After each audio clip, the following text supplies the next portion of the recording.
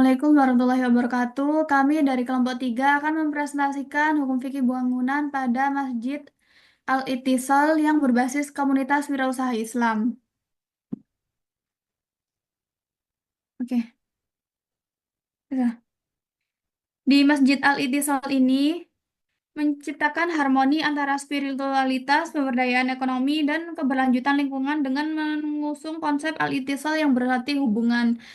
Konteks hubungan di sini adalah seperti hubungan antara manusia dengan Tuhan, yaitu hablum minallah, dan hubungan antara manusia dengan manusia, hablum minan nas, juga sebagai fasilitas penyedia ruang ibadah, fasilitas wirausaha, dan desain ramah lingkungan untuk mendukung kegiatan perekonomian berbasis syariah, ramah lingkungan, dan untuk edukasi masyarakat. Untuk penjelasan hukum fikih, di sini yang pertama akan dijelaskan dengan teman kami yaitu Siti Arifah Kisyahuna. Kepadanya dipersilakan. Ya, perkenalkan nama saya Siti Arifah Syahuna dengan NIM akhiran 032. Di sini hukum fikih yang pertama itu arah kiblat. Wajib memastikan bahwa bangunan masjid menghadap kiblat. Ini merupakan syarat sah salat berjamaah.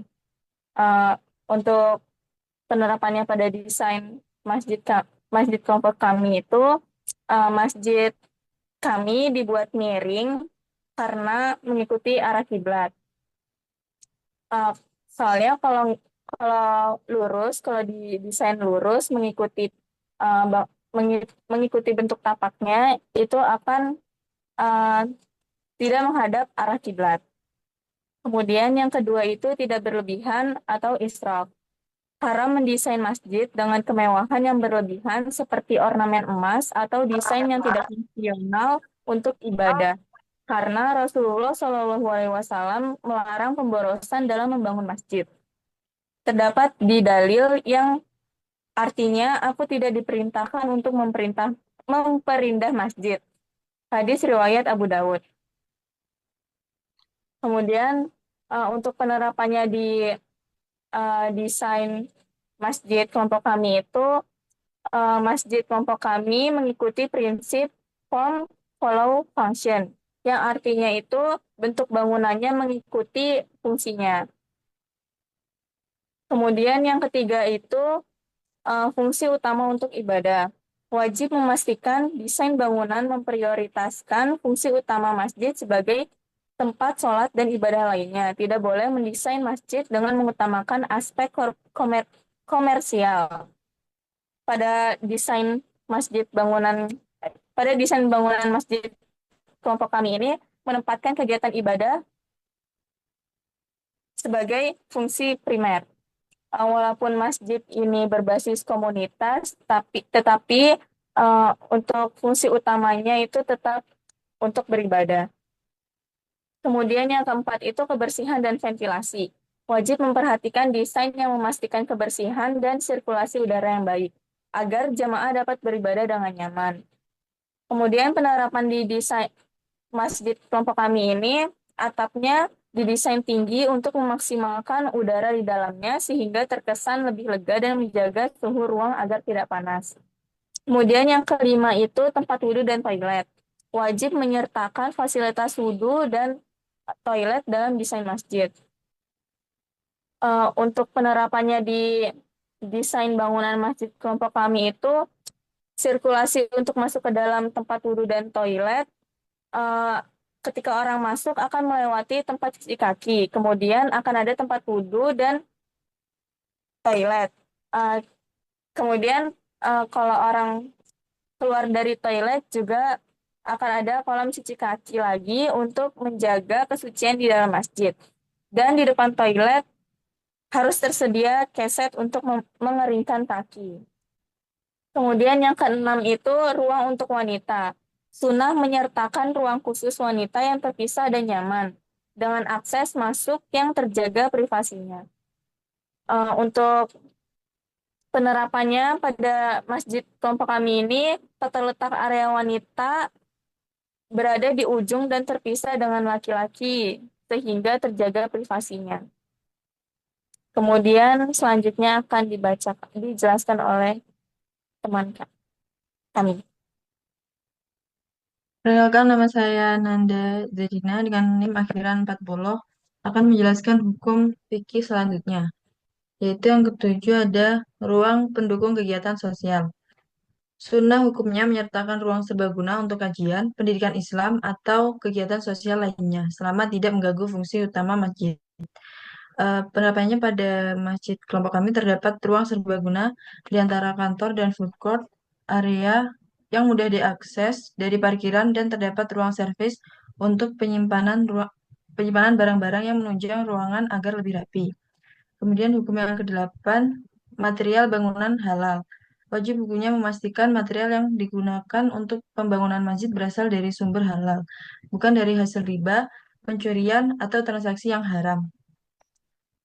Eh, Pada masjid kelompok kami, sumber material yang mudah didapat dan sangat meminimalisir adanya pencurian atau transaksi haram dan lain-lain. Hukum yang kesembilan yaitu perhatikan lokasi dan akses. Sunnah hukumnya mendesain masjid di lokasi strategis yang mudah dijangkau oleh jamaah. Tidak boleh membangun di lokasi yang mempersulit akses umat seperti di tempat yang terpencil tanpa kebutuhan mendesak. Pada masjid kelompok kami, lokasi masjid ini berada di sekitar perumahan dan bertempat di tepi jalan sehingga memudahkan akses jamaah untuk pergi ke masjid. Hukum yang ke-10 yaitu pemisahan antara ruang masjid dan komersial. Wajib hukumnya memisahkan area masjid dengan area komersial seperti kios agar tidak mengganggu kehusukan ibadah. Penerapannya pada masjid kelompok kami, terpisahnya antara bangunan masjid dan komunitas adalah untuk menjaga fungsi utama dari beribadah agar khusyuk, lebih nyaman, dan masjid tetap dalam keadaan suci. Hukum yang ke-11 yaitu struktur tahan lama. Wajib hukumnya mendesain masjid dengan struktur yang tahan lama dan aman untuk jamaah, terutama di wilayah rawan bencana. Eh, Pada masjid kelompok kami, struktur pada bangunan masjid ini menggunakan pondasi footplat untuk menahan dan meratakan beban vertikal dan horizontal. Kemudian hukum yang ke-12 yaitu pencahayaan yang cukup. Sunnah hukumnya mendesain masjid dengan pencahayaan alami yang cukup, mengurangi penggunaan lampu secara berlebihan. Pada masjid kelompok kami, arah hadap masjid yang menghadap barat dan adanya bukaan yang cukup sehingga dapat memaksimalkan cahaya dengan baik. Kemudian hukum yang ke-13 yaitu akan dijelaskan oleh teman saya. Baik, nama saya Mahdiatun Nafisa Salsabila, kelahirannya 41. Pada hukum yang ke-13, yakni akses jalan yang baik. Sunnah hukumnya untuk memastikan akses jalan ke masjid mudah dilalui, termasuk penyediaan tempat parkir jika memungkinkan. Pada masjid kami, area jalan yang luas dan akses ke parkiran yang mudah dilalui oleh kendaraan, sehingga memudahkan pengunjung untuk parkir di dalam lingkungan masjid. Area parkir dirancang dekat dengan akses masuk masjid tanpa menghalangi jalur utama. Hukum ke-14 yakni penyediaan tempat penyimpanan hukumnya sunnah. Menyediakan tempat penyimpanan atau lemari untuk menyimpan perlengkapan ibadah seperti sajadah, Al-Quran, dan mukena untuk menjaga fasilitas masjid. Hukum ke-15 yakni menyediakan ruang imam. Wajib hukumnya menyediakan ruang khusus untuk imam dan pengurus masjid agar memudahkan persiapan sebelum ibadah. Adanya ruang takmir pada masjid kami untuk tempat para pengurus masjid dan tempat menyimpan berkas-berkas penting masjid, dan ada juga ruang marbot untuk tempat istirahat. Ke-16 yakni desain ramah lingkungan. Sunnah hukumnya menggunakan material ramah lingkungan dan hemat energi untuk mendukung keberlanjutan. Pada masjid kami, konsep masjidnya menggunakan sustainable design, seperti pemilihan material yang ramah lingkungan akan mendukung keberlanjutan bangunan. Ke-17, tidak mengganggu jalan umum. Haram hukumnya mendesain masjid yang mengambil sebagian jalan umum tanpa izin atau mempersulit lalu lintas. Pada masjid ini, pembangunan mempertimbangkan GSB, jadi tidak mengganggu atau mempersulit lalu lintas di sekitar masjid. Hukum ke-18 yakni ruang terbuka hijau. Hukumnya sunnah mendesain masjid dengan ruang hijau di sekitarnya untuk kenyamanan dan ketenangan jamaah. Pada masjid ini tersedia ruang terbuka hijau di sekitar masjid untuk menjaga penghawaan di lingkungan masjid agar tetap sejuk dan asri. Hukum ke-19 akan dilanjutkan oleh rekan kami.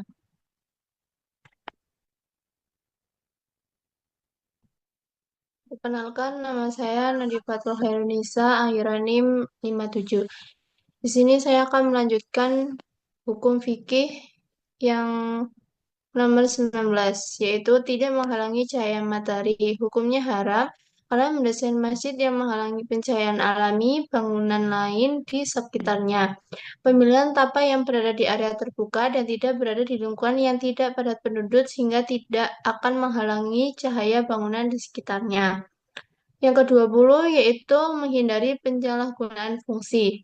Hukumnya haram karena mendesain masjid dengan ruangan yang berpotensi digunakan untuk hal-hal yang dilarang seperti aktivitas non-Islam.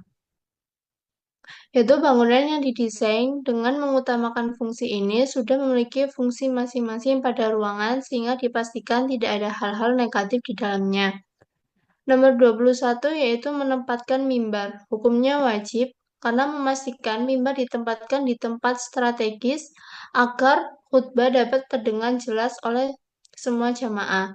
Penempatan mimbar berada di tengah dan ruangan sholat yang bebas kolom sehingga tidak ada penghalang untuk melihat ke arah mimbar. Yang selanjutnya nomor 22 yaitu ketinggian bangunan. Hukumnya sunnah karena membangun masjid dengan ketinggian yang wajar, tidak terlalu rendah atau terlalu tinggi, sehingga menyulitkan jamaah. Tinggi elevasi masjid yang tidak terlalu tinggi, sehingga setengah meter sangat memudahkan jamaah dan effortless. Yang ke-23 yaitu atap yang aman. Hukumnya wajib karena mendesain atap yang kokoh dan aman dari kemungkinan kebocoran atau keruntuhan.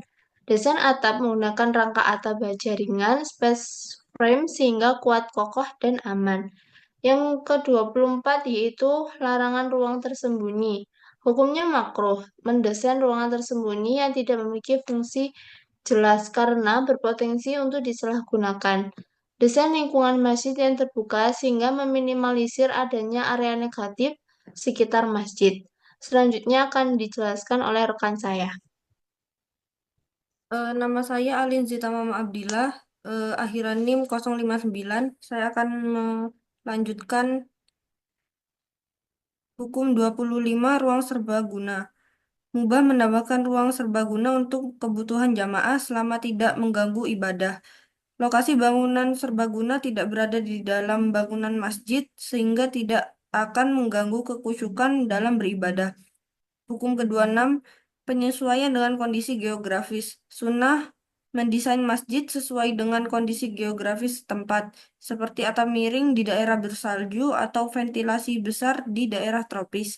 Penyesuaian desain di daerah tropis dengan memberikan bukaan yang cukup pada bangunan. Hukum ke-27, perencanaan jangka panjang. Dianjurkan mendesain masjid yang dapat dikembangkan sesuai kebutuhan jamaah di masa depan. Penggunaan material yang kuat dan tahan lama sehingga mendukung bangunan untuk penggunaan jangka panjang. Hukum ke-28 material lokal. Sunnah menggunakan material lokal untuk mendukung ekonomi setempat selama material tersebut sesuai syariat. Material seperti lantai vinil yang tahan lama dan termasuk material yang sustainable sangat membantu dalam menjaga perekonomian masjid agar tidak boros dan mengeluarkan pengeluaran untuk renovasi. 29. Keberadaan tempat azan. Sunnah mendesain tempat khusus untuk muazin agar azan dapat dilantunkan dengan tenang dan khusyuk. Penyediaan tempat mimbar untuk sholatnya imam dan ketika muazin azan sehingga lebih khusyuk. Penyediaan kolam atau air mancur. Mubah menyediakan kolam atau air mancur untuk estetika selama tidak berlebihan dan tidak menyulitkan perawatan. Kolam dirancang sederhana untuk menjaga suasana sejuk tanpa mengurangi fungsi utama masjid. Selanjutnya akan disampaikan oleh rekan saya. Baik, akan saya lanjutkan sebenarnya. Sebelumnya perkenalkan, nama saya Dea Alfadila dengan akhiran NIM 83, akan menjelaskan hukum dari 31 hingga hukum 35. 31, penyesuaian kapasitas masjid. Sunnah menyesuaikan ukuran masjid dengan jumlah jemaah di lingkungan sekitar agar tidak berlebihan. Kapasitas masjid dirancang untuk menampung jemaah dalam jumlah yang sudah ditentukan, yaitu sekitar 200 orang lebih. Kemudian untuk penataan taman untuk relaksasi. Mubah menata taman atau vegetasi di sekitar masjid untuk menciptakan lingkungan yang nyaman bagi jamaah setelah melaksanakan ibadah. Taman didesain dengan perawatan yang minimalis untuk menjaga keberlanjutan. Kemudian 33, penyediaan sistem pembuangan air. Wajib hukumnya memasang sistem pembuangan air yang efektif agar tidak menyebabkan genangan atau banjir di area masjid. Drainase dirancang dengan kemiringan yang cukup untuk memastikan air mengalir dengan lancar dengan menggunakan talang cor di bangunan masjidnya. Kemudian larangan menimbulkan gangguan akustik. Haram hukumnya menggunakan material atau desain yang memantulkan suara secara berlebihan sehingga mengganggu kenyamanan jamaah dalam beribadah. Penggunaan material peredam suara di dinding dan langit-langit untuk mengurangi gema, seperti yang digunakan dalam ruangan serbaguna, agar tidak mengganggu kekhusyukan ibadah para jamaah. Kemudian untuk 35, penempatan pintu yang strategis. Wajib hukumnya memastikan pintu masuk dan keluar masjid diletakkan di lokasi strategis untuk mencegah penumpukan dari jamaah. Pintu utama dibuat cukup lebar dengan penempatan di tiga sisi ruang sholat untuk memudahkan arus jamaah. Berikutnya akan dijelaskan oleh teman saya.